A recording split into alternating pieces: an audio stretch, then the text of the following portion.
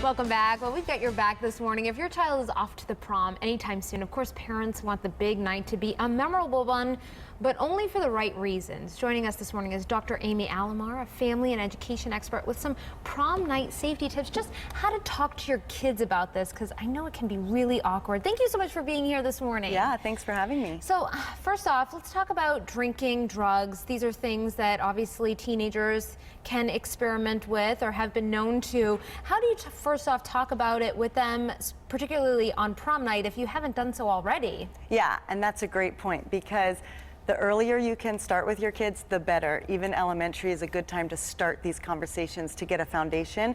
But for those parents who haven't yet, it's not too late, and you want to be really open and honest with your kids. Be really clear about what your expectations and values are, and try to refrain from judging and have more of a conversation with them, because this will help them come to you to have these conversations. How do you approach it so that it doesn't sound like you're nagging? Yeah, and you might nag, and that's okay, but try to be open about it. When I say open and honest, you don't have to overshare. Really listening and asking open-ended questions and making your kids feel comfortable about the conversation. You can also find a trusted adult that you let them know they're the trusted adult for your kid, and they can have the conversation too if your kid isn't comfortable to come to you. I know a lot of kids experiment really young, 12, 13.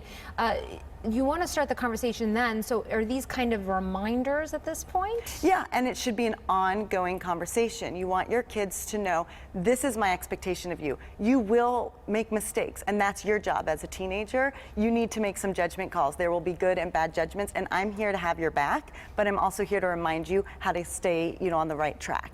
And so when they come to you, you give yourself a pat on the back, and you're really proud that they came to you. And when they don't come to you, you catch them, and you have a deeper conversation. And don't be afraid to use consequences. Just make sure they're logical, and it's not all about that. How do you do it without kind of scaring them too? Or do you want to scare them?